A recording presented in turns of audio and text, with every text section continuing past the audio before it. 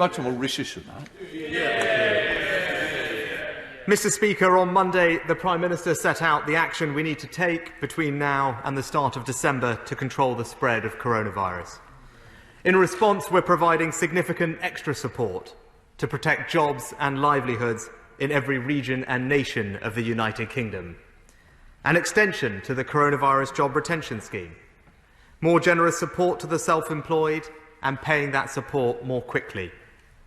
Cash grants of up to £3,000 per month for businesses which are closed, worth over £1 billion every month.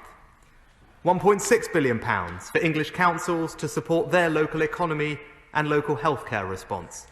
Longer to apply for our loan schemes and the Future Fund.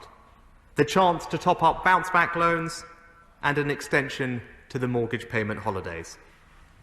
All on top of more than £200 billion of fiscal support since March.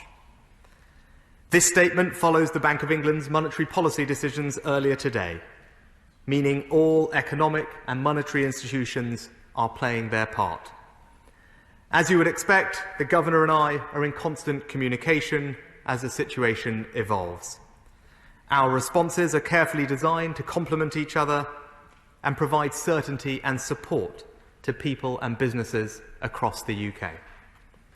The bank's forecasts this morning show economic activity is supported by our substantial fiscal and monetary policy action.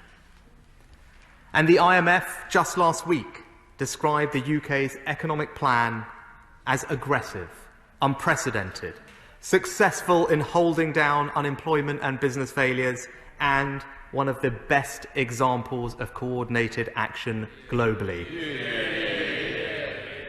Mr. Speaker, our highest priority remains the same: to protect jobs and livelihoods. That's why we've already decided to extend the job retention scheme to December. But people and businesses will want to know what comes next, how long we plan to keep the scheme open, and on what terms. They want certainty. The government's intention is for the new health restrictions to remain only until the start of December. But as we saw from the first lockdown, the economic effects are much longer lasting for businesses and areas than the duration of any restrictions.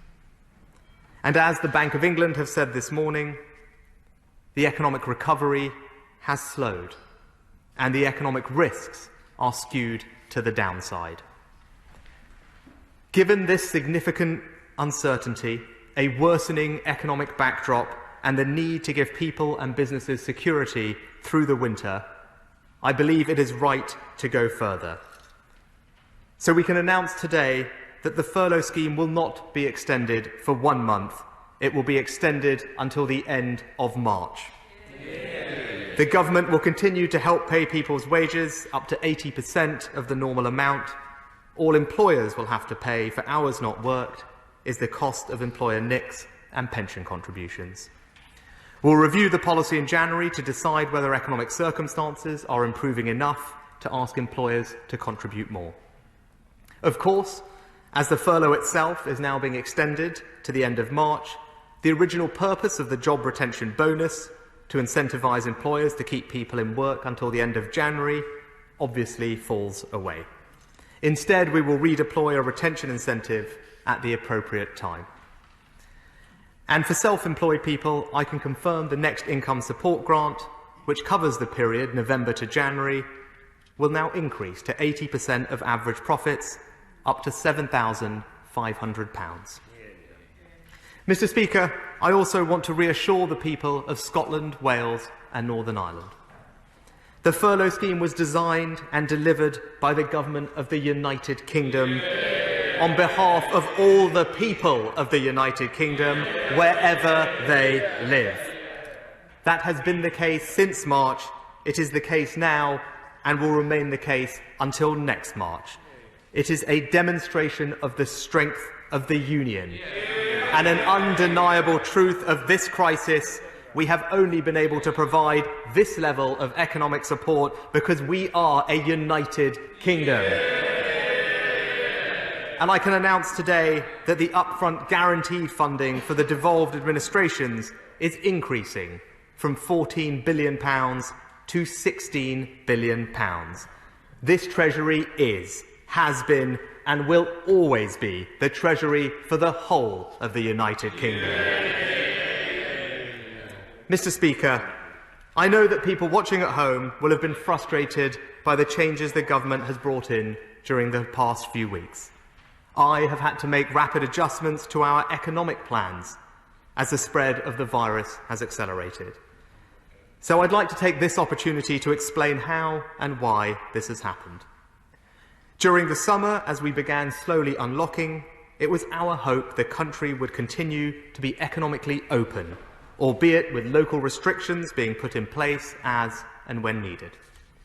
We knew there would likely be a resurgence in the spread of the virus, but with increased NHS capacity and test and trace, our belief was we would be able to stay ahead of the virus. On this basis, we designed an economic approach which continued providing wage support to people, incentivised businesses to retain staff beyond the end of the furlough scheme, and created new job creation and training schemes such as Kickstart, all built to support an economy that was broadly open but operating with restrictions and overall lower demand. At the time, this approach was not government acting alone. Our proposals secured wide-ranging support from the TUC to the CBI. It was their hope, as it was ours, that the public health situation would allow us to keep businesses and workplaces open. The virus, however, continued to spread. Localised restrictions were having an impact, and so we intensified this approach and added further areas. As these restrictions intensified, the economic impact, particularly on industries such as the hospitality sector, was significant. So, in response, we altered our approach to wage support, making it much more generous to employers and, in turn, protecting jobs. We also introduced a range of grants to businesses, whether open or closed, to help them meet their fixed costs, and additional funding for local authorities to respond to specific local economic challenges. But again, the virus continued to spread, but more quickly. And so we arrive at last week, when the government's scientific and medical advisors presented data which showed that R is greater than 1 in all parts of the country, that the NHS was at risk of being overwhelmed in a matter of weeks, and the likely resultant loss of life that would accompany such an event. The only viable solution left to protect our NHS was the reimposition of temporary, significant enhanced restrictions in England, in addition to those in Wales, Northern Ireland and Scotland. And so, given these changed public health restrictions and the economic trauma they would cause in job losses and business closures, I felt it best to extend the furlough scheme rather than transition at that precise moment to the new job support scheme. Now, political opponents have chosen to attack the government for trying to keep the economy functioning and to make sure the support we provide encourages people to keep working. And they will now, no doubt, criticise the government on the basis we have had to change our approach. But to anyone in the real world, that's just the thing you have to do when the circumstances change. We all hope for the best, but make sure we plan for any eventuality. We can reintroduce the furlough now only because we kept the system on which it is based operational, because there was always the possibility that we would be back in this situation.